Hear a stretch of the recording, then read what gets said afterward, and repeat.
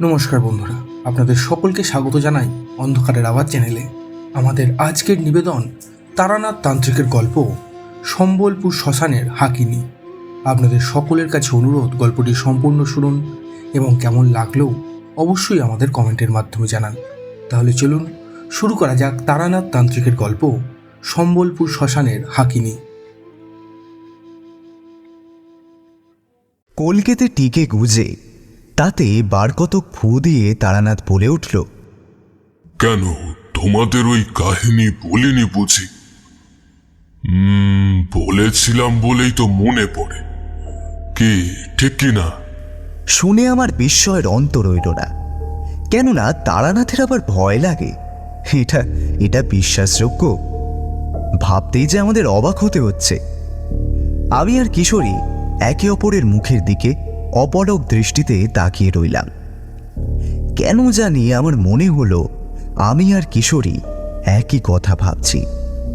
আমার মনে হচ্ছিল যেই মানুষটা দিনের পর দিন ভয়ঙ্কর তান্ত্রিক কাপালিকদের সান্নিধ্যে কাটিয়েছে, দেখেছে তাদের অদ্ভুত ক্রিয়াকর্ম, কাটিয়েছে অনেক বিপদসংকুল স্থানে, শুধু কি তাই, তারানাথ একদিন বলছিল সে নাকি সারা রাত্রি ভূতে পাওয়া একটা মেয়ের প্রতি নজর রাখার জন্য কাটিয়েছে।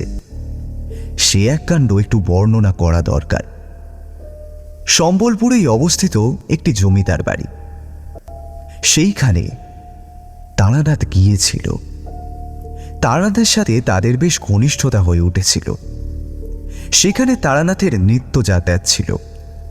ওইখানে ঠাকুরমশাই একটি মেয়েকে ঠিক করতে যায়। সে আবার নাকি জমিদার বাবুর ভাইয়ের মেয়ে। সে ঘটনা আজ থেকে প্রায় বছর 6 পুরনো। ওই মেয়েকে নাকি তার মায়ের মৃত আত্মায় পেয়েছিল। আমার ঠিক মনে নেই, তাই আমি তারানাথকে জিজ্ঞাসা করব বলে তাকিয়ে দেখি উনি আধবোঝা চোখে আমাদের দিকেই তাকিয়ে আছেন। ওনার ঠোঁটের কোণে লেগে আছে একটা সূক্ষ্ম হাসি। ওই হাসির একটা অর্থ আছে, যেগুলো আমরা নিত্যদিন ঠাকুরমশাইয়ের কাছে আসা যাওয়া করে অনেকটা বুঝতে সক্ষম হয়েছি। ব্যাপারটা চট করে নিমেষেই ধরে ফেললাম, আর ওনাকে উদ্দেশ্য করে বলে উঠলাম, ঠাকুরমশাই, আপনি আবার মন পড়ে ফেললেন তো? তাহলে আমাকে একটা কথা আপনি দয়া করে বলুন, সম্বলপুরে যে ব্যাপারটা আপনার সাথে হয়েছিল ওইটা একটু খোলসা করে বললে ভালো হয়। আসলে আমাদের ওই কাহিনী আপনি বলেননি। এবার কিন্তু গল্প না শুনে আমরা কিছুতেই যাব না। শুনতে যখন এসছি তখন শুনে যাবই। কেন তোমাদের ওই কাহিনী বলিনি বুঝি? বলেছিলাম বলেই তো মনে পড়ে। কি ঠিক কি না? কিশোরী বলে উঠল, হ্যাঁ, শুধুমাত্র আভাস দিয়েছিলেন। তারপর ওই দিন সন্ধ্যাবেলায় বৃষ্টি নেমে আসার ভয়ে আমাদের চলে যেতে হয়েছিল। আর আমাদের বাড়ি ফিরতে রাত্রি হবে, আবার পরের দিন অফিসও ছিল। ওই জন্যই তো আপনি সূচনাতেই জমনিকা টেনে বলে দিয়েছিলেন যে ফাঁকা সময় পারলে নাকি আপনি সম্পূর্ণ গল্পটা আমাদেরকে বলবেন। ওইটা শোনার পর আমরা আর অন্য প্রসঙ্গে যেতে পারি। কি বলো বিভূতি? হ্যাঁ হ্যাঁ হ্যাঁ, একদম ঠিক কথা বলেছ কিশোরী। বহুদিন ধরে আমার মনে একটা সুপ্ত বাসনা ছিল যে আমি ওই কাহিনীটা শুনব। ওইটা শুনেই না হয় আমি আপনার জীবনের ওই ভয়ঙ্কর অভিজ্ঞতার কাহিনী শুনব। মন্দ কি তাতে, বলুন না। সেও এক অদ্ভুত ভয়ঙ্কর ব্যাপার। আমি সম্বলপুরে আগে অনেকবারই যেতাম, কারণ একটা বিপদ থেকে জমিদার বাবুকে উদ্ধার করেছিলাম। তখন আমি গৃহী নই, ভবঘুরে সাধক মাত্র। সন্ধ্যার দিকে পথ হেঁটে যখন ক্লান্ত হয়ে নদীর চরের কাছেই বিরাট এক ঝাঁকড়া গাছের নিচে আশ্রয় নিয়েছি, তখন দূর আকাশে দেখতে পেয়েছিলাম জমিদার বাড়ির চূড়ো। শুধু তাই নয়, ওই চূড়োর মাথায় একটা পতাকা বাতাসে দুলছে। ওটা দেখেই আমার মনে হলো যে এই বাড়ি শাক্ত মন্ত্রে দীক্ষিত।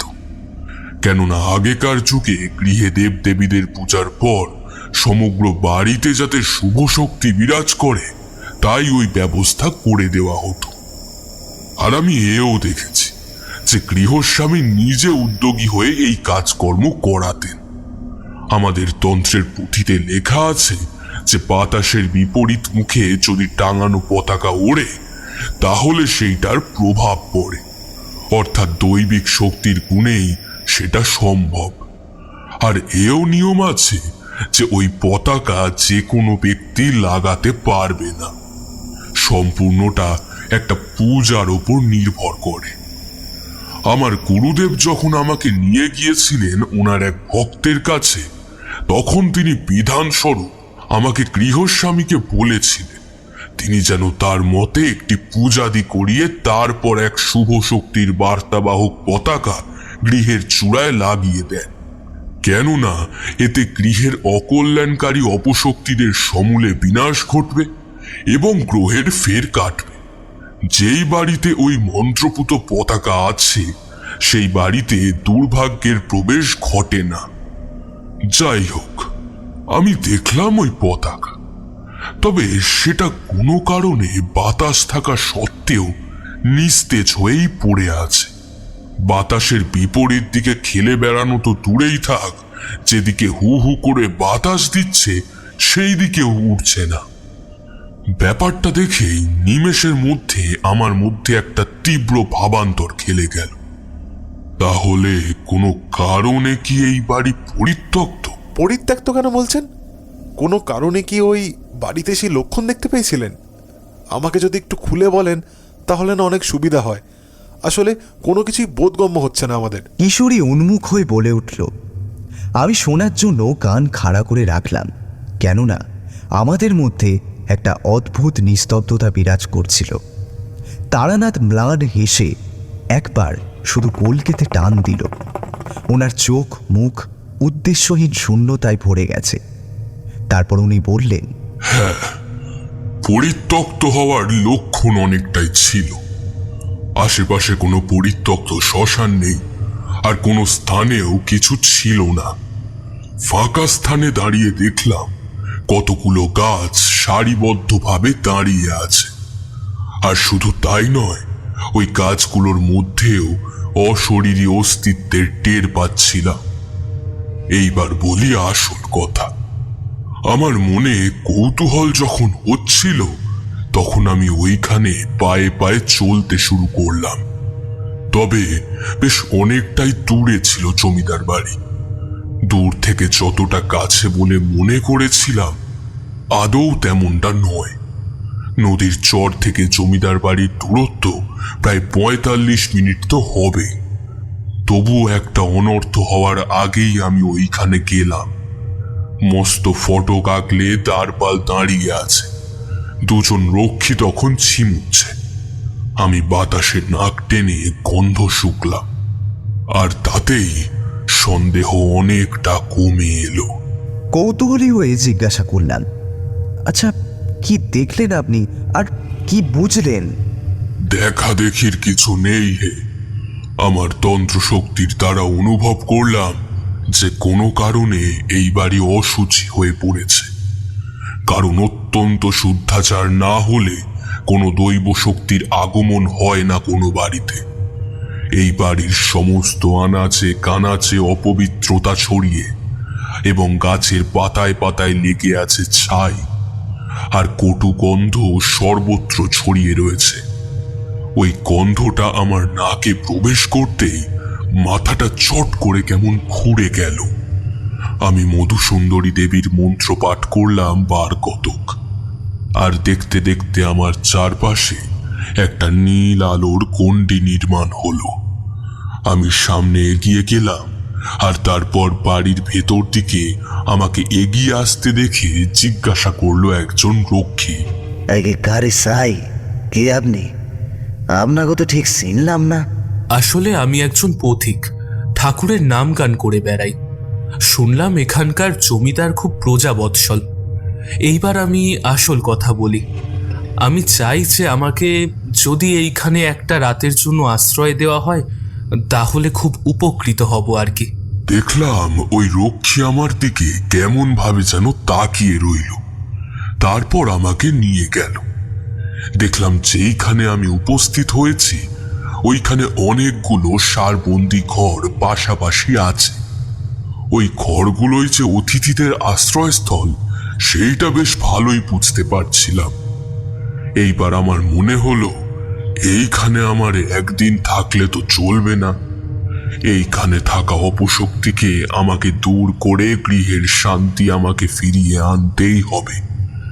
কিন্তু তার জন্য আমার এইখানকার জমিদারের সাথে দেখা করা দরকার। কেন জানি না, আমার পোশাক দেখেই আমাকে ওইখানকার মানুষগুলো অদ্ভুতভাবে দেখছিল। আমার ওই যৌবন বয়সে একটা পাঞ্জাবি আর ধুতি এবং হাতের কবজিতে বাঁধা আছে রুদ্রাক্ষের বন্ধন, আমার গলায় ঝুলছে ওই একই রকম পদ্মবীজের মালা, কপালে তেল সিঁদুরের তিলক। এইবার আমি যা দেখলাম, আমার কাছে এগিয়ে আসছেন একজন বয়স্ক ব্যক্তি। তার মাথার চুল সবটাই সাদা, চোখে মুখে বৈষয়িক ভাব স্পষ্ট, কিছু যেন চিন্তা করছেন এমন ভাব। তবু আমার কাছে এসে তুই চোখ তুলে উনি বললেন, আপনি কে সেটা জানতে এলাম। নমস্কার, আমি স্টেটের নায়েব দুর্গাপ্রসন্ন চৌধুরী। আমাদের জমিদার বাড়িতে অর্ধম মানুষের আনাগোনা থাকেই, আর আমাদের কর্তাবাবু সকলকে তাদের ইচ্ছে মতো থাকার ব্যবস্থা করে দেন। উনি ভাবেন যে অতিথি নারায়ণ। আপনি দয়া করে আসন গ্রহণ করুন। আপনার নামটা যদি বলেন। আমি আপাদমস্তক একবার নায়েব মশাইকে দেখে নিয়ে তারপর নিজের পরিচয় দিয়ে একটু সৌজন্যমূলক হাসি দিয়ে বললাম, হ্যাঁ, আমি তারানাথ চক্রবর্তী। আমি একজন পরিব্রাজক। আমি পথে পথে ঘুরে বেড়াই আর ঠাকুরের নাম গান করি। এইখানে আশ্রয়ের জন্য এসেছি। নায়েব আমার নাম শোনা মাত্র ব্যস্ত সমস্ত হয়ে উঠল এবং প্রহরীদের উদ্দেশ্যে বলল, আরে তোরা সরে যা। আর ঠাকুরমশাই, আমি আপনার নাম আর গুণগান দুই শুনেছি অনেক বেশি। আর আমাদের কর্তাকে আপনার নাম কত না বলেছি। আপনি তো মস্ত সাধক। অনেক বিপদগ্রস্ত মানুষকে তাদের সংসার থেকে উদ্ধার হয়ে যাওয়া রক্ষা করেছেন আপনি। আপনি যে এই গ্রামে এসে আমাদের বাড়িতে পদধ্বনি দিয়ে আমাদের কৃতার্থ করবেন, এটা আমরা কল্পনা করতে পারিনি। আমার প্রণাম দিন ঠাকুরমশাই, আমার প্রণাম দিন। নায়েব আমার থেকে বয়সে অনেকটাই প্রবীণ, আমার বৃদ্ধ পিতার মতোই। কিন্তু এই স্থানে যেহেতু আমি মাননীয়, তাই আমার অনিচ্ছা সত্ত্বেও উনি ঝুঁকে আমার চরণ ছুঁয়েই মাথা ঠেকালেন। আমি কিঞ্চিত ইতস্তত করলাম, আর পাশাপাশি দাঁড়িয়ে থাকা ওই দুজন প্রহরী তারাও নায়েবকে দেখা দেখি আমাকে প্রণাম করল, অনেক খাতির করল।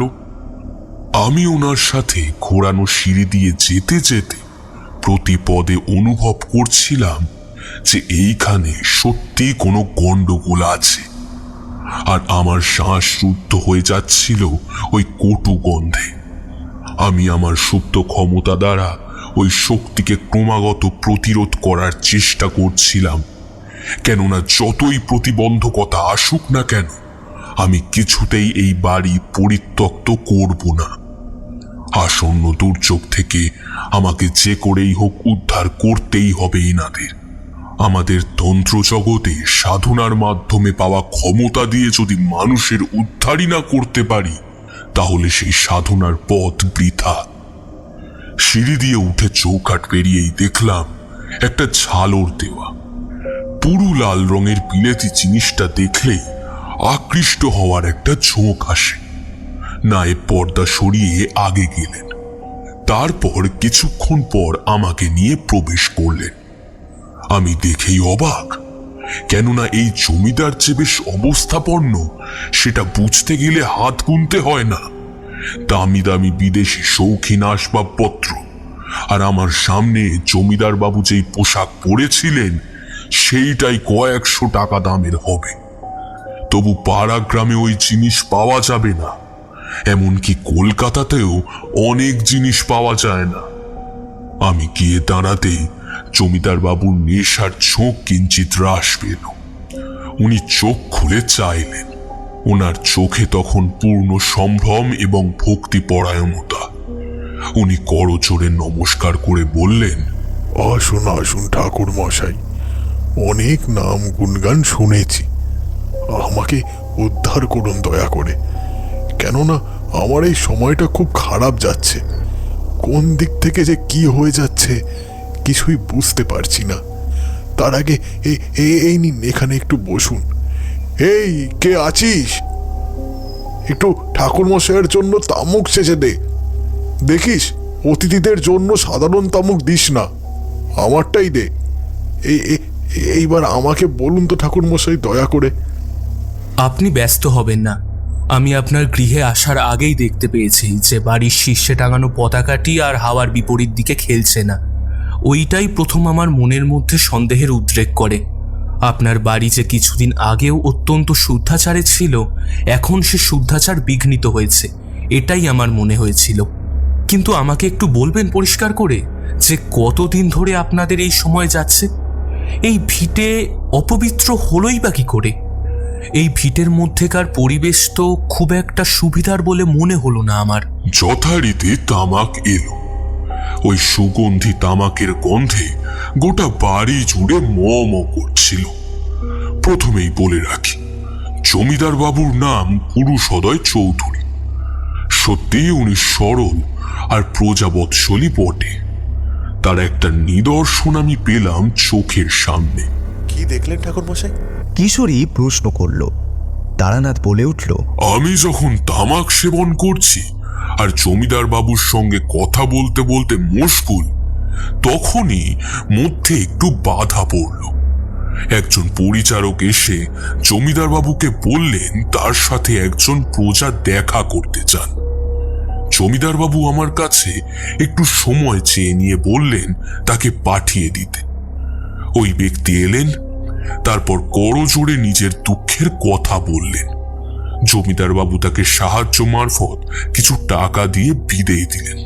তারপর উনি কলকেতে টান দিয়ে বলতে শুরু করলেন, আমরা শাক্ত মন্ত্রে দীক্ষিত পরিবার, আমরা মা কালীর উপাসনা করি। বহুদিন ধরেই আমাদের বাড়িতে পূজাদি হয়, কিন্তু সম্পত্তির একটা ব্যাপার ঘটেছে, আর আমাদের বাড়িতে যার প্রভাব বহুগুণ বেড়ে গিয়েছে। বেশি দিনের কথাও নয়, এই সপ্তাহ দুই আগেই আমাদের বাড়িতে কালী পুজোর দিন একটা বিঘ্ন দেখা দিল। আমাদের বংশে যারা প্রায় পরম্পরা অনুসারে মায়ের নিত্য সেবা করে এসেছে, তিনি একবার আমাকে ডেকে পাঠিয়ে বললেন, জমিদার বাবু, এই বিগ্রহে ত্রুটি আছে।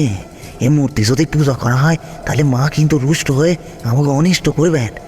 আমি গতকালে রাত্রে মায়ের স্বপ্নদেশ পাইছি, যেখানে মা ক্রুদ্ধ হয়ে আমরা বলতেছেন আর যদি এই পূজা হয় তাহলে তিনি মৃত্যু মানে এই পরিবারকে জর্জরিত করবেন। অবিলম্বে যেন পুজোর কাজ বন্ধ করে দেওয়া হয় আর মূর্তি বদল করে নতুন রূপে প্রতিষ্ঠিত করে ফেলা হয়। কথা শুনে কি বলবো ঠাকুর মশাই, আমার বিশ্বাসই হচ্ছিল না।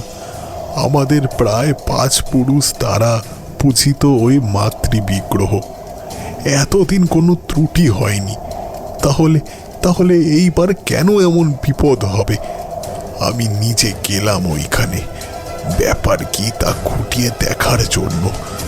কিন্তু আমাদের ঠাকুর দালানে প্রবেশ করতেই পায়ে কি জাতীয় একটা তরল লাগলো। তখন সন্ধে হয়ে এসেছে প্রায়, আর ওই সন্ধ্যের মুখে কিছুই প্রায় দেখা যায় না। আমি অন্ধকারে অভ্যস্ত চোখে শুধু এইদিক ওই দিক চেয়ে রইলাম, আর কিন্তু তেমন কিছুই বোধগম্য হচ্ছিল না। কি বলবো ঠাকুর মশাই, আমি ওই মুহূর্তে না কিরম একটা গন্ধ নাকে পেতে লাগলো।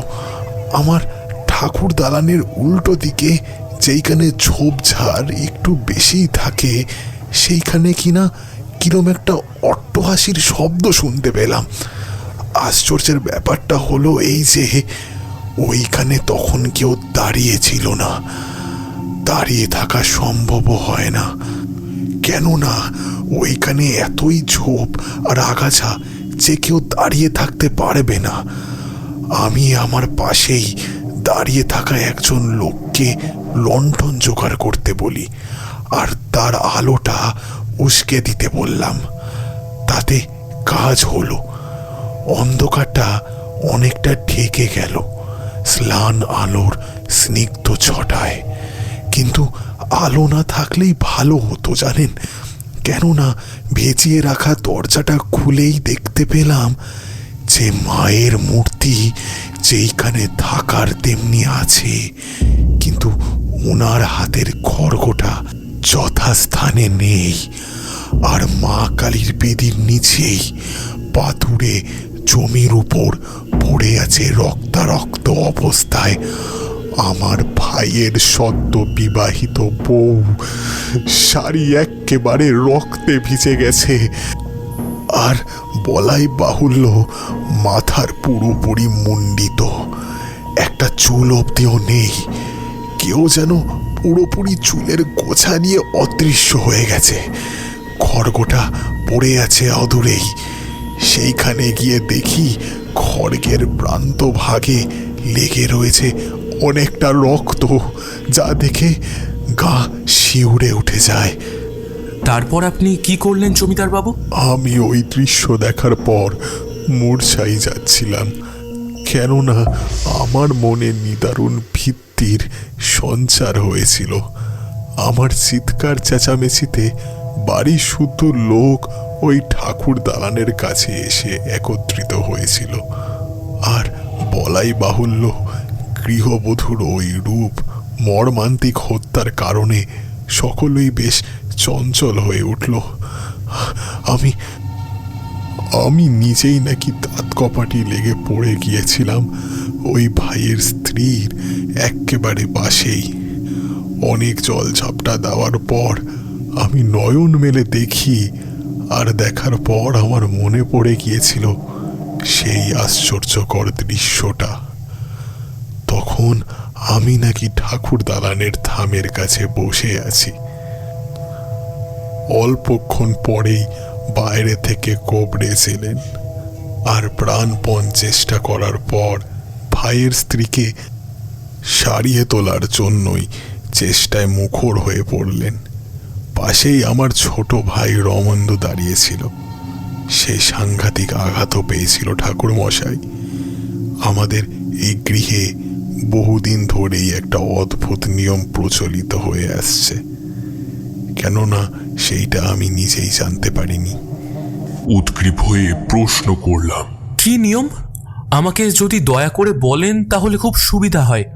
আসলে কোনো কিছু যদি গোপন করেন তাহলে আমি নিজের শক্তি দ্বারা ওই ব্যাপারটার প্রতিকার করতে পারবো না, ফলে হিতে বিপরীত হবে। না না ঠাকুর মশাই, আমি আর কোনো কিছুই আপনাকে গোপন করব না। এই বাড়ির উপর দিয়ে দিনের পর দিন অনেক রকমই ঝড়ঝাপটা বয়ে গেছে। আমি নিজেই ভেবেছিলাম যে এর একটা কিনারা না বার করতে পারলে কিছুই হয়তো সম্ভব হবে না। এইবার আপনাকে একটা কথা বলি, আমাদের এইখানে একটা মারাত্মক অভিশাপ আছে। ওই অভিশাপেই আমাদের অর্ধেক সুখ শান্তি নষ্ট হয়েছে। যদিও আমাদের অর্থের সম্পত্তি নেই, কিন্তু ওই একটা ব্যাপারে আমাদের মানসিক শান্তি বিঘ্নিত হয়ে যাচ্ছে। আমাদের বাড়িতে স্ত্রীলোক বেশি দিন বাঁচে না, অর্থাৎ আমার বাড়ির কোনো শরিক যদি বিয়ে করে তাহলে তার স্ত্রীর গড় আয়ু বছরখানেক, বেশি দিন সে পৃথিবীর আলো দেখতে পায় না। আর প্রত্যেকটা মৃত্যু হয় ঠিক এইভাবেই। কেউ যেন খাড়ার ঘায়ে কিংবা জলে ডুবিয়ে হত্যা করে, জানেন? জলে ডুবিয়ে হত্যা করলে তার দেহ কিন্তু প্রথমে পাওয়া যায় না, কিন্তু হপ্তাখানেক পর তার দেহটা ভেসে ওঠে নদীর চরের কাছেই, যা দেখতে অত্যাধিক সাংঘাতিক। এইটা আমার আমল থেকেই শুরু হয়ে এসেছে। আমার বড় ভাই সে তো নিরুদ্দেশী হয়ে গেল এই কারণে, আর অনেক শরিক ছিল যারা এই বাড়িতেই থাকতো, কিন্তু বিয়ের পর তারা যে যার নিজের আস্থানা করে নিয়েছে। এইবার বলুন তো দেখি আমার কি করণীয়? আমি এই কারণে বাড়িতে কালী পুজো প্রায় 30 বছর ধরে করে যাচ্ছি। উপদ্রব খানিক কম ছিল। ওই যে ধ্বজা দেখতে পাচ্ছেন, ওইটার গুণেই বাড়ির ত্রিসীমানায় কোনো অপশক্তি প্রবেশ করতে পারত না, কিন্তু দিন কতক হলো ওইটাও প্রায় কেমন যেন নিস্তেজ হয়ে পড়েছে। আপনার ভাই রমেন্দুবাবুর সাথে একটু কথা বলতে চাই, তিনি কি আছেন? কথাটা বলতেই জমিদার বাবু ঘাড় ঘুরিয়ে বলে উঠলেন, এই কে আছিস? রমেন্দুকে একবার ডেকে দে তো, তার সাথে একটু দরকার আছে। কথাটা বলার সাথে সাথে পিছনে থাকা একজন কাজের লোক সোজা গিয়ে ডান পাশের সিঁড়ি বেয়ে ওপরে উঠে গেল। আর মিনিট খানেক পরেই আমাদের বৈঠকখানায় একজন সুদর্শন ব্যক্তি প্রবেশ করল। তার বয়স দেখে মনে হলো 40। তার পরনে জমিদার বাবুর মতোই পাঞ্জাবি আর ধুতি, কিন্তু দেখে মনে হলো তিনিও যেন আশাহীন। আমার দিকে ছলো ছলো চোখ তুলে একবার শুধু দৃষ্টিপাত করলেন। জমিদার বাবু চিন্তিত মনে নির্বাক থেকে তামাক সেবনেই মগ্ন ছিলেন। তারপর হুঁশ হতেই বলে উঠলেন, কিরে, এসেছিস? তোর সাথে ঠাকুর মশাই একটু কথা বলতে চান সুরমার মৃত্যুর ব্যাপারে। নির্দ্বিধায় বলে যা তো, শুনেছি উনি মস্ত সাধক। কি আর বলবো দাদা, আমার সমস্ত কিছুই সে ছিল, সেই যখন এখন নেই, আর এই প্রসঙ্গ বাড়িয়ে লাভ কি? আপনি যা বলবেন আমাকে খুলে বলুন, তারপর আমার দ্বারা যা সম্ভব হয় আমি করব। এইটা না শুনলে আমি আসল ব্যাপারে কিছুই জানতে পারছি না। অনেক পীড়াপিড়ির পর শেষ পর্যন্ত উনি রাজি হলেন।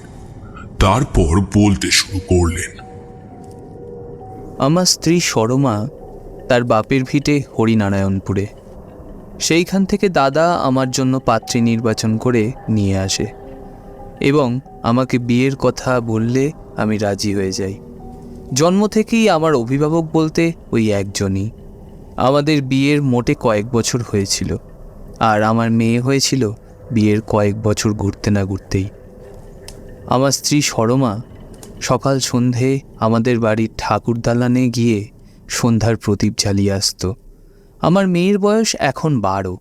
সে প্রায়ই শরীর খারাপে ভোগে, তাই তার যাতে কোনো অনিষ্ট না হয়, ওষুধ খেয়ে আর ঠাকুরের আশীর্বাদে সব কিছু ঠিক হয়ে যায়, তাই আমার স্ত্রী নিত্য নিয়ম নিষ্ঠা পালন করে মা কালীর কাছে ধূপ দীপ দিয়ে পুজো করত। আর শুধু তাই নয়, তার সাথে একমালা করে দুর্বোধ্য কি সব মন্ত্র জপ করত। ওই মন্ত্র সে পাঠ করতই, সে যাই হয়ে যাক না কেন। মন্ত্র সে কোথা থেকে পেল, কিভাবে যে ওই সব আচার বিচার সে পালন করত, কিছুই আমাকে জানায়নিও। আর সত্যি কথা বলতে কি, আমার ওই সব ব্যাপারে বিশেষ মাথা ঘামাবার অবসরও ছিল না। আমি সকাল সন্ধ্যা অবধি জমিদারের কাছারির কাজ করে এতই ব্যস্ত থাকতাম যে মেয়েদের ওই সমস্ত কাজ আমার দৃষ্টি আকর্ষণ করত না। কারণ ছোটবেলা থেকেই দেখে এসেছি আমার ঠাকুমা আর মা যেই অবধি বেঁচে ছিলেন দুজনেই হরিনাম জপ করতেন। ত্রিসন্ধ্যা গায়ত্রী অবধি দেখেছি, ফলেই আমার সন্দেহ হয়নি। আপনার স্ত্রী কি দীক্ষা সংস্কার প্রাপ্ত ছিলেন? না না, একদমই নয়। ওসবের কোনো কিছুই সরমাকে আমি করতে দেখিনি। কুলীন গৃহের মেয়ে হলেও সে মনে করত অন্তরের ভক্তি দিয়েই ঈশ্বর উপাসনা করলে সব কিছু গ্রহণযোগ্য হয়। সে কোনোদিন কারুর কাছে কোনো মন্ত্র নেয়নি। সেইটাই তো বলছি, আমি নিজেও অবাক হয়ে গিয়েছিলাম যে সে কোন মন্ত্র জপ করছে। এর ফলেও কি অনেক অসঙ্গতি লক্ষ্য করেছিলাম। আমার স্ত্রী যে কিনা মন্ত্র জপ করত, মাঝে মধ্যে তাকে পেতাম না। অর্থাৎ সে নিশিরাত্রে চলে যেত বাইরে কাউকে কিছু না বলে। আবার ভোর হওয়ার আগেই সে আমার পাশে এসে শুয়ে পড়তো। একদিন আমি সজাগ ছিলাম, বুঝলেন, দেখলাম রাত্রির দ্বীপ্রহরে সে থালা ভর্তি নৈবেদ্য নিয়ে ইতি উতি সতর্কমূলক দৃষ্টি নিয়ে দ্রুত বেগে অন্ধকারের দিকে চলে যাচ্ছে। কিন্তু কোথায় গেল সেইটা দেখতে পেলাম না, কেননা আমি চোখ চেয়ে দেখলেও একটা অজ্ঞাত শক্তি যেন আমাকে বাধা দিত। ফলেই আমার দুশ্চিন্তার অন্ত ছিল না। আর আমি এমনি সময় তাকে জিজ্ঞাসা করেছি অনেকবার, এই রাত্রির বেলা চলে যাওয়া নিয়ে তাকে অনেক প্রশ্ন করেছি, কিন্তু উত্তর পাইনি। এইবার আপনি বলুন, এর মানে কি হতে পারে ঠাকুরমশাই? মৃত্যুর আগে এই লক্ষণগুলোই তার মধ্যে ফুটে উঠেছিল। যেই দিন এই মর্মান্তিক ঘটনা ঘটল, ওই দিন আমার স্ত্রী সারা দিন মেয়ের দিকে বিশেষ খেয়াল রেখেছিল। তার মুখে চোখে ফুটে উঠেছিল মমতা। আমার মেয়ে ঠান্ডা লাগিয়ে যে জ্বর বাঁধিয়েছে, ওইটাই তার চিন্তার কারণ হয়ে দাঁড়িয়েছিল। ওই দিন ও সন্ধ্যের দিকে স্নান করে নতুন বস্ত্র পরিধান করে ওইখানে মন্ত্র পাঠ করতে গেছিল। আমি কিছু না ভেবে কাজে মগ্ন হয়ে যাই। হঠাৎ শুনলাম বাইরে থেকে কোলাহল, দাদা চিৎকার করছেন। শব্দটা ওই নিমেষের মধ্যে থেমে গেল। আর বলাই বাহুল্য, আমি ওইখানে গিয়ে দেখলাম আমার স্ত্রী ওইভাবে পড়ে আছে। মৃত্যুর প্রায় 1 ঘন্টা অতিবাহিত হওয়ার পর আমরা সকলে সংবাদটা পাই। কারণ ওইখানে আমার স্ত্রী যে দেবী মূর্তির সামনে মন্ত্র পাঠ করতে যেত, এটা সকলেরই প্রায় জানা ছিল। কেউ তাকে বিরক্ত করতে যেত না। এমনকি আমার স্ত্রী আমাদের বংশের কুলপুরোহিতকেও এই ব্যাপারের বিষয়ে কিচ্ছু জানায়নি ঠাকুরমশাই, কিচ্ছু জানায়নি। কিন্তু একটা ব্যাপারে আমার খুব সন্দেহ হচ্ছে ঠাকুরমশাই। প্রশ্ন করলেন জমিদার বাবু। আমি জানতাম উনি কি বলবেন, তবু শোনার জন্য উন্মুখ হয়ে রইলাম। বললাম, কিসের সন্দেহ আপনার মনের মধ্যে বাসা বেঁধেছে? আসলে আমার ভাইয়ের বউ মৃত্যু হওয়ার পর পুনরায় জেগে উঠেছিল। সেটা কিভাবে জেগে উঠেছিল তা ঠিক জানি না। সে আমার ভাইয়ের একমাত্র কন্যাকে হাতছানি দিয়ে ডাকলো, অথচ তার শরীর বরফের মতনই ঠান্ডা। কি যে বলি আপনাকে, আমার ভাইয়ের কন্যা পাশেই একটা শিউলি গাছের পাশে একা একা দাঁড়িয়ে কান্নাকাটি করছিল। তার মনেও যে মাকে হারানোর প্রবল ধাক্কা লেগেছে, সেটা তার গালে অশ্রুর দাগ দেখেই আমি বুঝতে পারছিলাম। আর কি বলি, সে মায়ের ডাক শুনতেই কাছে দ্রুত চলে এলো। আমরা তখন সকলে দেখছিলাম ব্যাপারখানা। আর ওই মেয়েকে অনেকবার নিষিদ্ধ করেছিলাম যে ওইটার তার মা নয়, কারণ নারীর স্পন্দন ছিল না, নাক দিয়ে নিঃশ্বাসও বেরোচ্ছিল না। ফলেই সে যে একটা মৃত মানুষ তাতে কোনো সন্দেহ নেই। কিন্তু তবু সদ্য মৃত্যু ওই দেহটা যে কি করে ওইভাবে কথা বলছিল তা বলুন তো ঠাকুরমশাই। আচ্ছা, তারপর কি হলো? আপনার ভাইয়ের কন্যা কাছে তো এগিয়ে গেল, তারপর তার কোনো বিপদ আপদ ঘটেছিল? জমিদার বাবু ঈষৎ বিস্মিত হয়ে আমার দিকে তাকিয়ে বলে উঠলেন, প্রথমেই আমরা ভেবেছিলাম, তাই অনেকে তার পিছনে গিয়ে দাঁড়িয়েও ছিলাম। যদি কোনো অসঙ্গতি দেখি তাহলে তখনই যাতে রক্ষা করতে পারি। একজন মরেছে তাই বলে আরেকজনকে ওইভাবে মৃত্যুর হাতে ফেলে দেওয়া সমীচীন বলুন তো? কিন্তু তেমন কিছু ঘটল না, বরং আমাদের সকলের ধারণাকে অভ্রান্ত প্রমাণ করে মেয়েটি তার মায়ের কাছে চলে গেল। আমার ভাইয়ের বউ তাকে নিজের সন্তানের মতনই স্নেহ করলেন, আর বলাই বাহুল্য 2 ফোঁটা চোখের জলও ফেলে দিয়েছিলেন মেয়েটির হাতের উপর। আর এইটাও বলেছিলেন যে সে আবার ফিরে আসবে, সে আসবেই। সে কোনোদিন নিজের সন্তানকে চোখের আড়াল করবে না, সে পারবেই না করতে। তার পার্থিব সত্তা যদিও পঞ্চভূতে বিলীন হয়ে যাচ্ছে, কিন্তু তার দেহ বিমুক্ত সত্তা আজীবন তাকে আঁকলে আঁকলে রাখবে, এই বিষয়ে কোনো সন্দেহ নেই। আমরা ওই শুনেই থরথর করে কেঁপে উঠেছিলাম, কেননা ওইটাই মৃত্যুর সময় বলে আমার ভাই রমেন্দুর স্ত্রী মারা গিয়েছিল। আর মারা যাওয়ার সময় রমেন্দুর মেয়ে মাথায় তার স্ত্রী হাত রাখা ছিল। তারপর থেকেই কেন জানি না ওই মেয়েটা চুপচাপ থাকে সারাদিন, কারোর সাথেই কোনো কথা বলে না। সন্ধ্যার দিকে ওই জিনিসটা আরো বেশি করে বৃদ্ধি পায়। এবার আপনি কিছু একটা করুন ঠাকুরমশাই। আচ্ছা, একটা কথা বলুন তো। প্রশ্ন করলাম রমেন্দু বাবুর দিকে ঘুরে। রমেন্দু বাবু তখন উদাসভাবে বাইরের দিকে তাকিয়েছিলেন।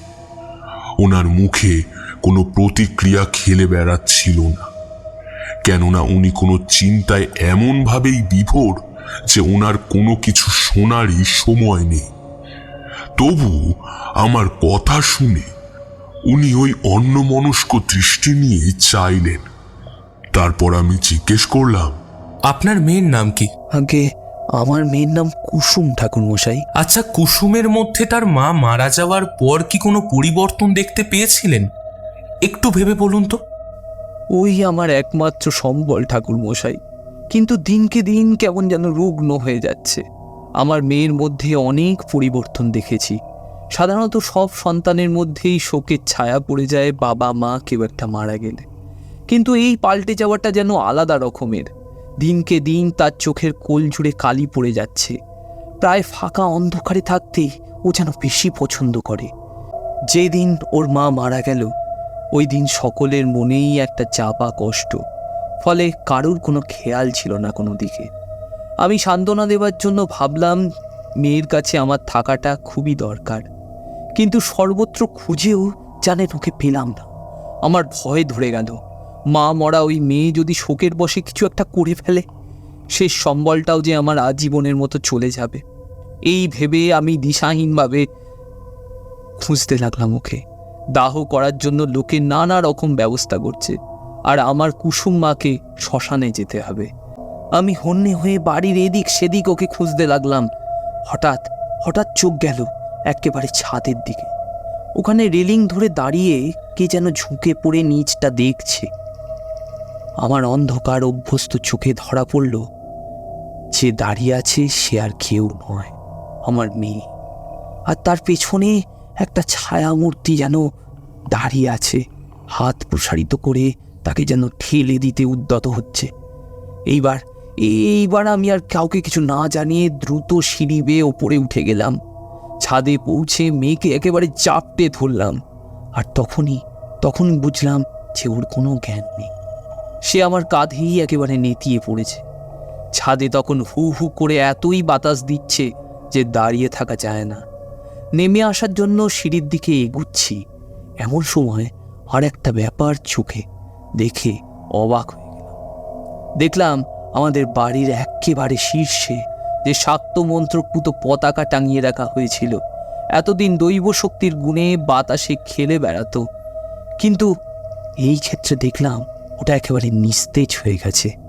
সম্পূর্ণ বৃত্তান্ত শুনে আমার মনে হলো ব্যাপারটা গোড়া থেকেই ভেবে দেখার দরকার আছে। কেননা বহুদিন ধরে পূজিত ওই কালী দেবী এই বংশের পুরোহিতকে কেনই বা স্বপ্নাদেশ দিয়েছিলেন? কেনই বা ওই দেবীর সামনে রমেন্দুবাবুর স্ত্রী প্রতিনিয়ত মন্ত্র জপ করতেন? আর কেনই বা মেয়েটি তার মায়ের মৃত্যুর পর এমন ভাবে পরিবর্তিত হলো? সব মিলিয়ে আমার বিস্ময়ের সীমা রইল না। আমি ওইখান থেকেই উঠে আমার জন্য বরাদ্দ ঘরে চলে গেলাম। ওই দিনটা সম্পূর্ণ কেটে গেল। সন্ধ্যার দিকে যখন চাকরগুলো বারান্দার সামনে মোমবাতির স্ট্যান্ডে আলো দিচ্ছে, তখন আমার কেন জানি না মনে হলো একবার রমেন্দুবাবুর সাথে কথা বলা দরকার। তোমরা তো জানোই আমার কতগুলো দৈব শক্তি আছে। ওই শক্তির গুণেই আমার মনে হচ্ছিল যে এই বাড়ি সত্যি অপবিত্র, আর ওই ভাব যদি না সরানো যায় তাহলে অনর্থের সীমা থাকবে না। আমি আর বিলম্ব করলাম না, দ্রুত সিঁড়ি দিয়ে উঠে গিয়ে সামনেই দেখলাম একটা ছোট্ট চৌখুপি ঘর, যেখানে একটা মোমবাতি জ্বালিয়ে রাখা। মোমের ওই স্নিগ্ধ আলোর ছটা কিঞ্চিত বাইরে এসে পড়েছে। আমাকে রমেন্দুবাবু আগেই বলেছিলেন যে ওনার থাকার জন্য 2টি ঘর বরাদ্দ, আর চিলে কোঠার ওই ঘরে থাকে কুসুম। ওইখানেই নিজের লেখাপড়া নিয়ে সে ব্যতিব্যস্ত থাকে। আমি যখন দরজার চৌকাঠের বাইরে গিয়ে দাঁড়ালাম, তখন দেখি যে দরজা পুরোপুরি বন্ধ নেই, দরজাটা অল্প ভেজিয়ে রাখা।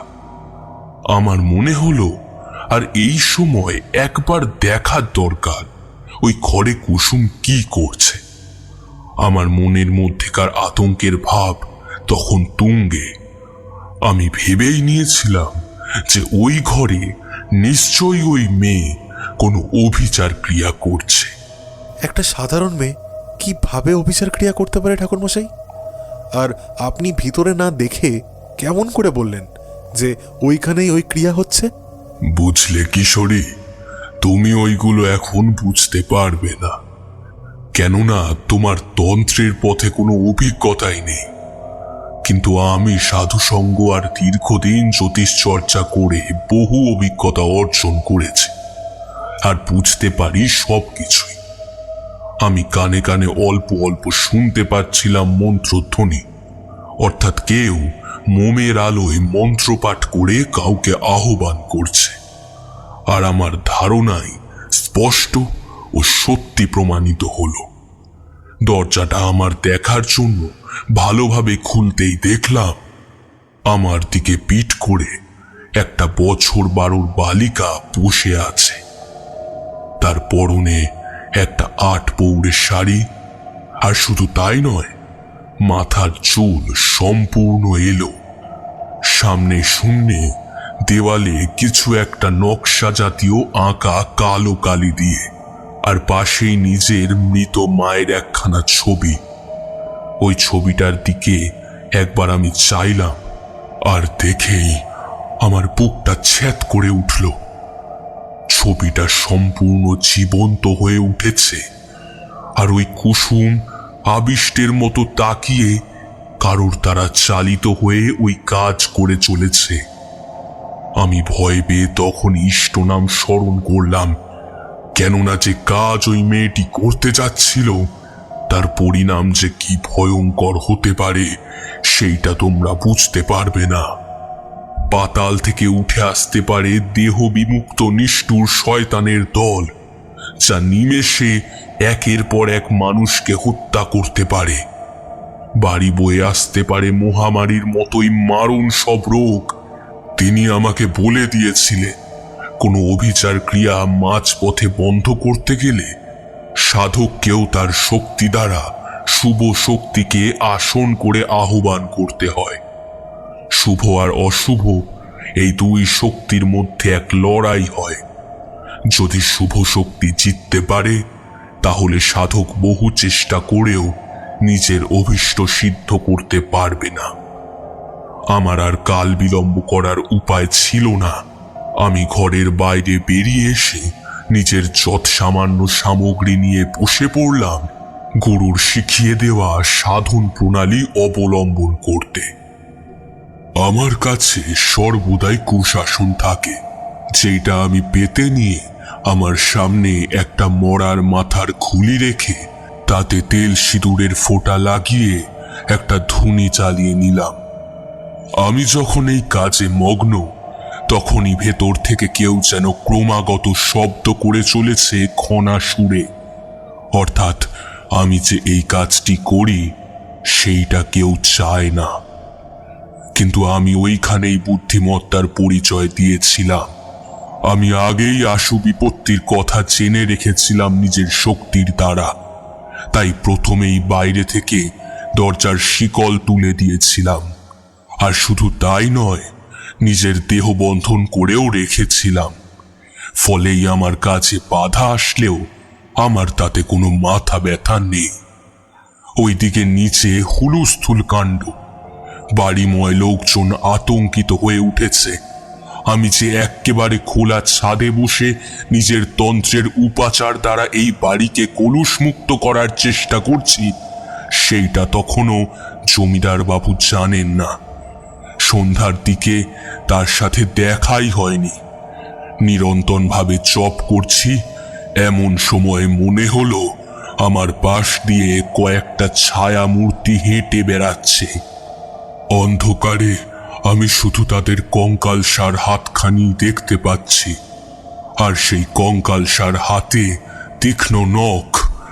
ওইগুলো উঁচিয়ে আমার দেহে বিধিয়ে দেওয়ার জন্য ওই প্রেতগুলো বদ্ধপরিকর।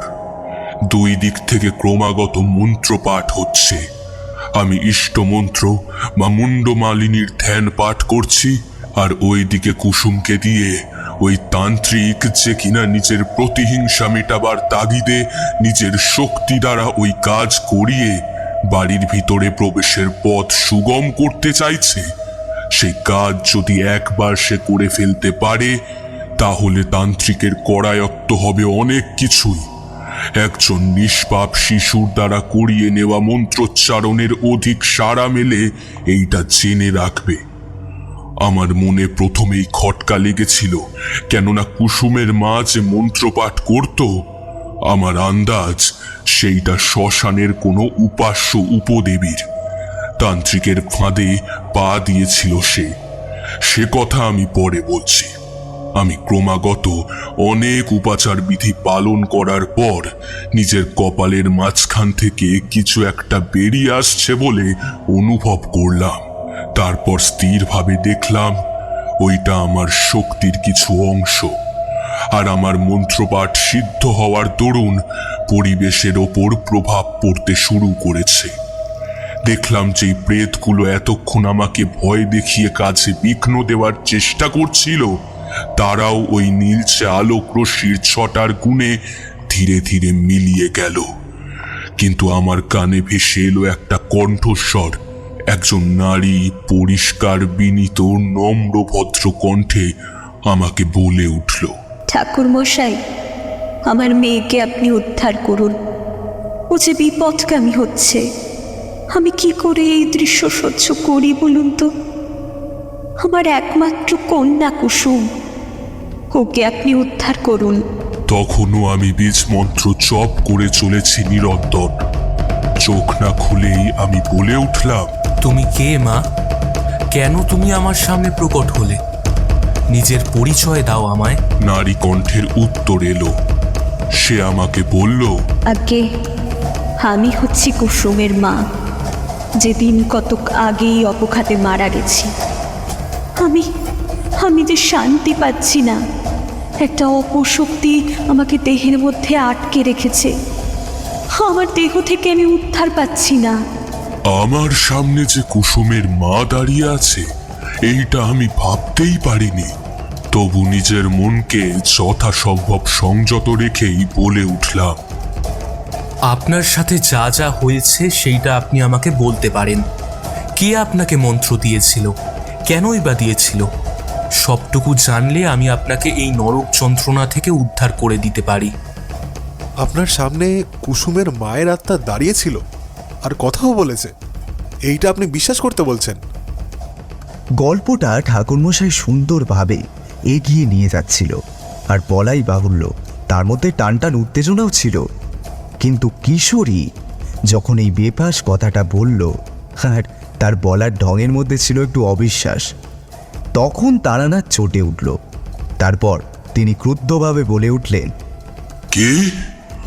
আমি এতক্ষণ তোমাদের মিথ্যে গল্প ফেঁদে শোনাচ্ছি?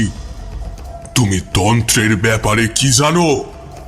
সৎতান্ত্রিকের সান্নিধ্যে থাকলে এমন অনেক ক্ষমতাই তুমি পাবে, যেইটা তোমাকে অনেক গুণে শক্তিশালী করে তুলতে পারে। গুরুর দেখানো পথে তুমি যদি ভালোভাবে সাধন বচন করতে পারো, তাহলে তোমার মধ্যেও ওই ক্ষমতা গড়ে উঠবে। ঠাকুরমশাই, কিশোরীর কথা তুমি বাদ দাও, ও কিছু জানে না, সব কিছুই বিশ্বাস করে, কিন্তু বেফাস কথা বলার ওর স্বভাবে আছে। এই নিন, একটা সিগারেট ধরান। অনেকভাবে তারানাথকে স্তুতি করে সিগারেট দেওয়ার পর উনি আমার কথায় রাজি হলেন। তারপর বলতে শুরু করলেন, সিগারেটে টান দিতে দিতে, ওই সময় কুসুমের মা আমার কাছে এসেছিল সত্যি। আত্মা যেহেতু দেহবন্ধন মুক্ত, তাই তাকে দেখা যায় না। আমি চোখ বুঝেই সব কথা শুনছিলাম। এইবার সে আমাকে বলল আসল কথা, যা শুনে আমার মনের কোণে জন্মে ওঠা সন্দেহটা আরো দৃঢ় হলো।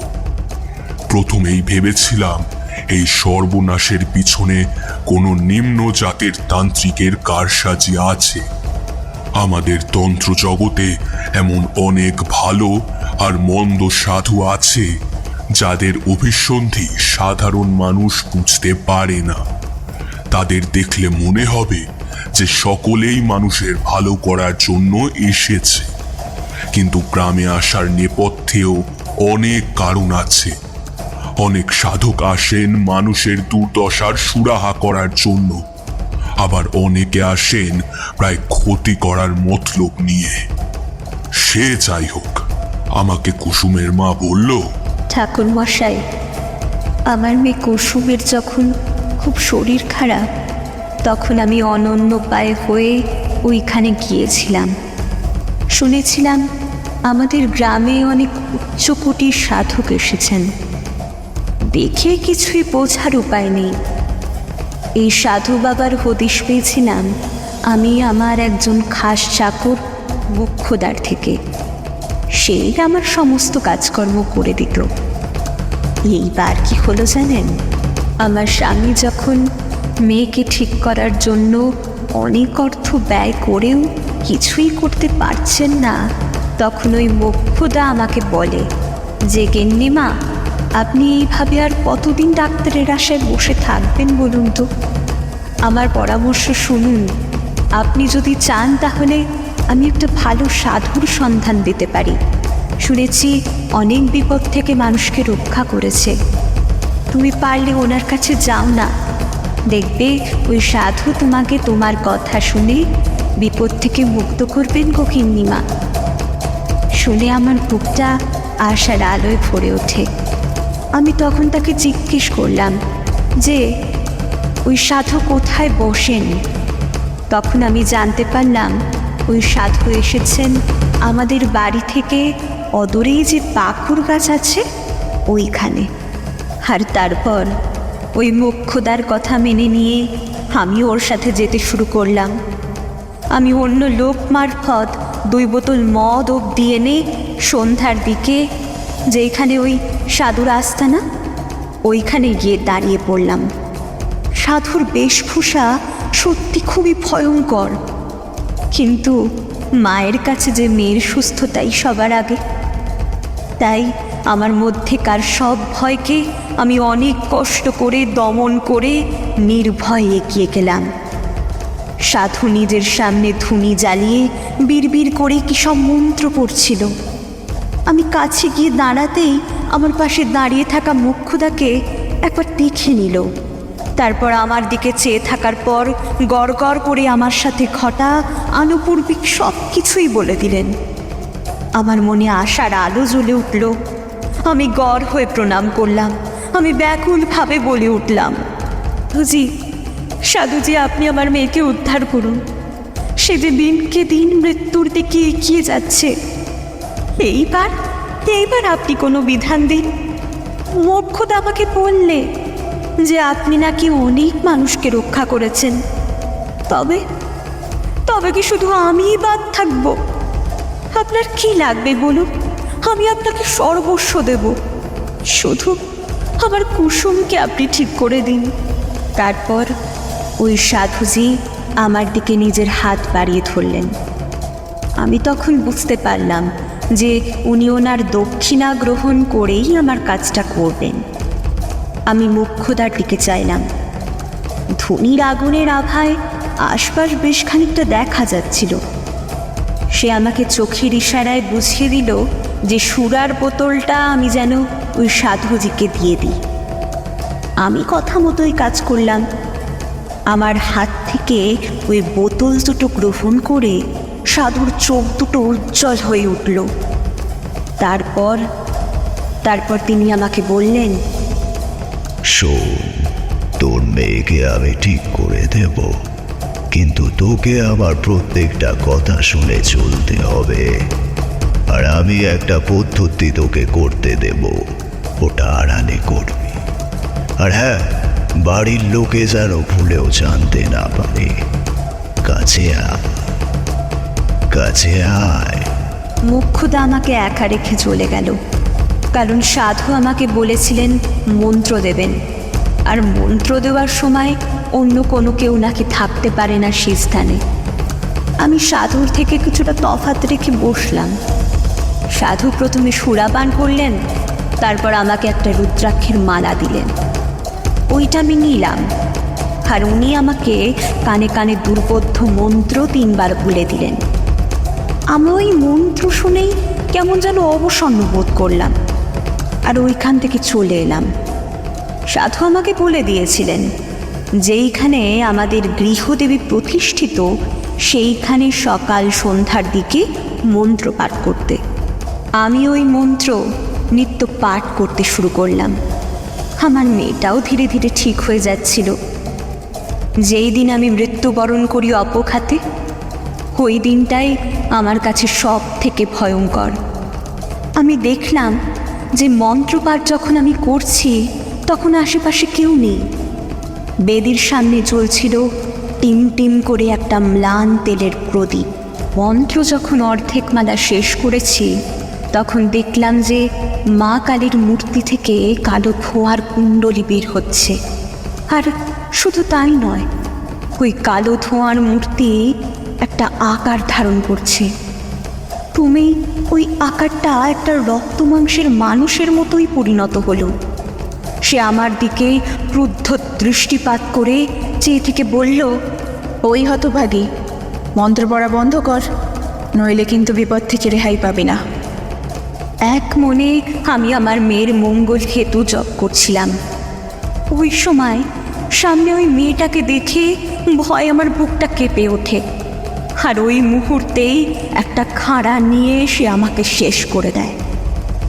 ওইটা যে তান্ত্রিকের কূট অভিসন্ধি সেইটা আমি কোশমিনকালেও জানতে পারিনি।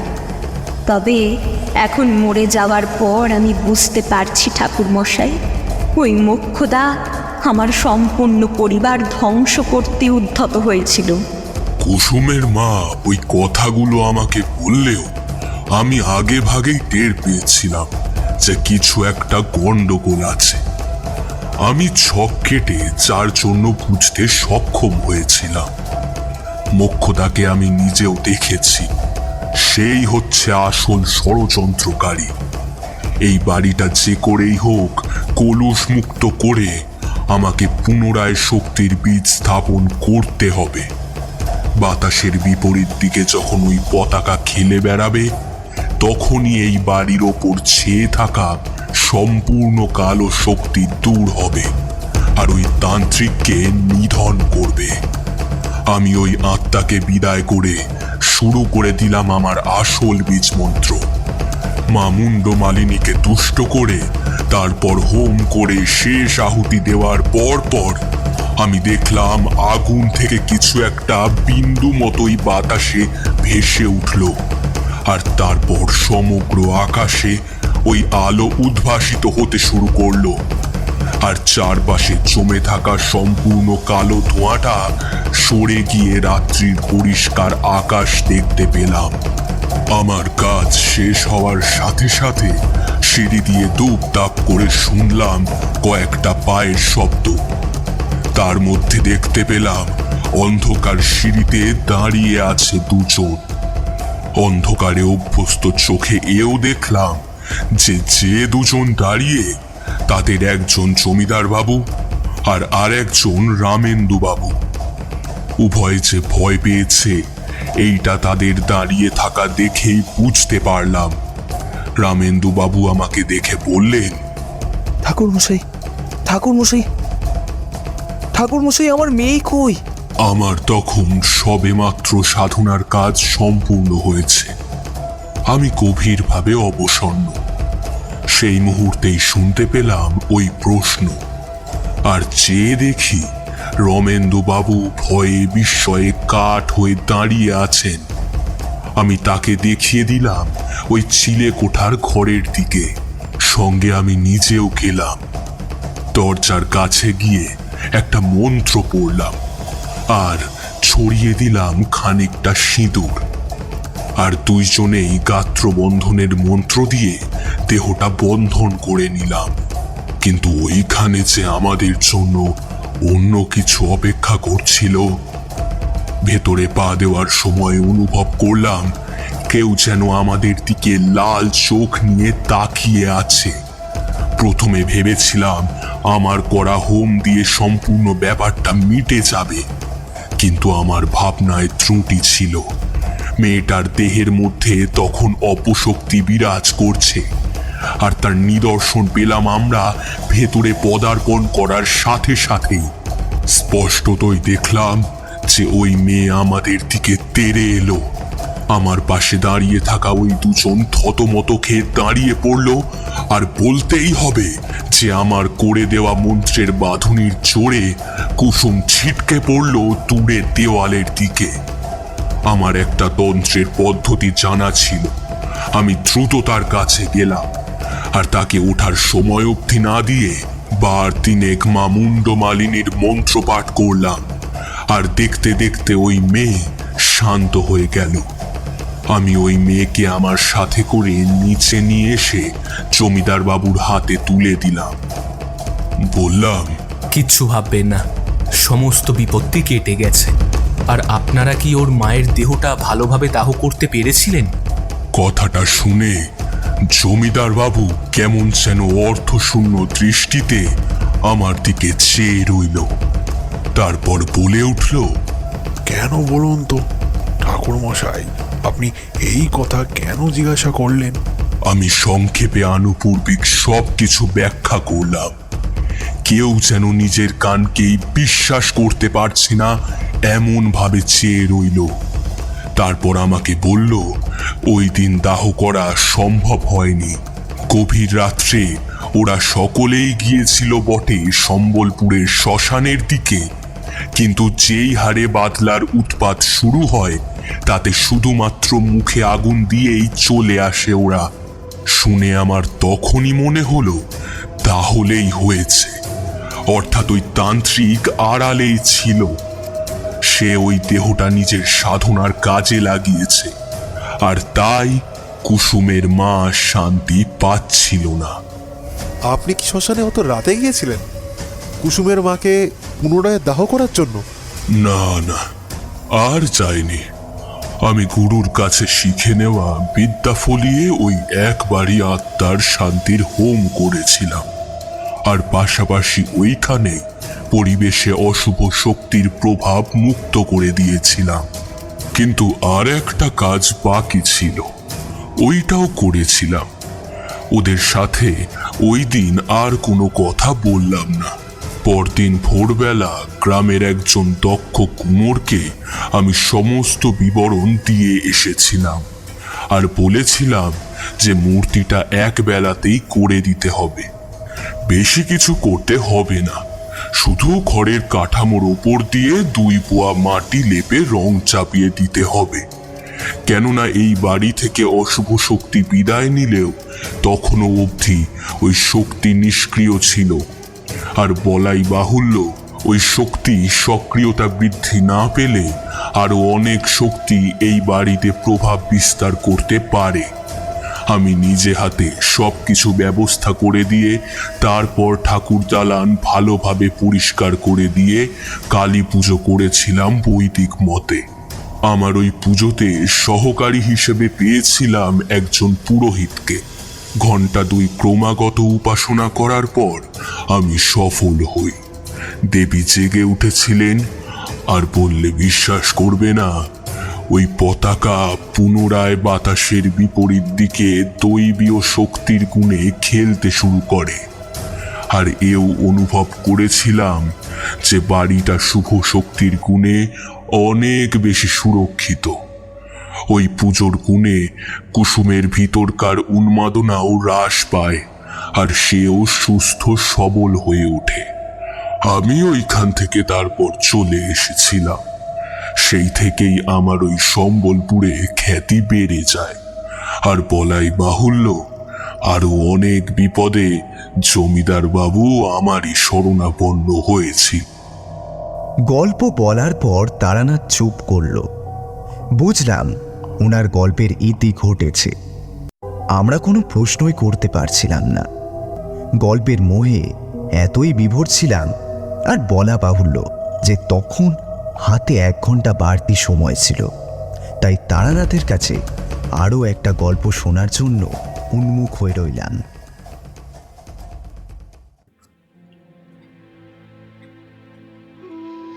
শুনছিলেন তারানাথ তান্ত্রিকের গল্প সম্বলপুর শ্মশানের হাকিনী। গল্পটি আপনাদের কেমন লাগলো অবশ্যই আমাদের কমেন্টের মাধ্যমে জানান। যদি ভালো লেগে থাকে তাহলে একটি লাইক করবেন, এবং এই রকম আরও গল্প শুনতে সাবস্ক্রাইব করতে পারেন অন্ধকারের আওয়াজ। দেখা হবে পরবর্তী একটি ভিডিওতে। ততক্ষণের জন্য সবাই ভালো থাকুন, সুস্থ থাকুন। সকলকে অসংখ্য ধন্যবাদ।